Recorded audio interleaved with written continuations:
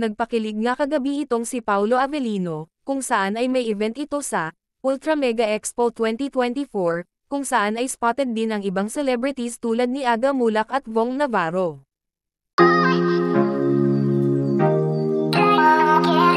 Maraming kinilig at napasigaw kung saan ay kinanta ni Paolo Avellino ang kantang Prinsesa, kung saan ay para daw ito kay Kimi. Suportado kaya ni Kim ang boyfriend, baka naman nasa tabi-tabi lang dyan naghihintay, hindi nga napigilan, ng isang uploader ng video kung saan ay nasambit talaga nito kung gaano kagwapo daw ang papi, ni Kim Chu. Talagang bagay na bagay daw talaga ang dalawa. Samantala, kinukulit naman ni Vong Navarro itong si Paolo Avellino, kung saan ay same ang name na ang nabunot, sa name ni Kim na nanalo, kaya naman kinukulit ni Vong si Paolo baka kasi si Kim Chu daw.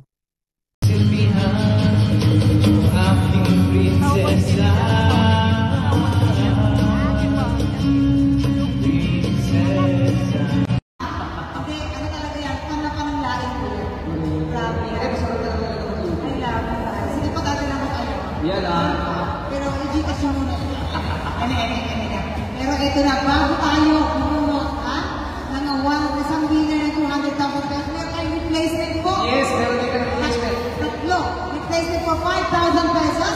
Ito po yan, BN010. Ang gwapo, sobra. B0027. TVCO4. Yun yung ating replacement. Pero ngayon, si Paolo naman ay bubunot ng isang lucky winner ng 200,000! From Kimbras Corporation. Kimbras. 50? CIMBRES. Ang gwapo. Sophia Ariel.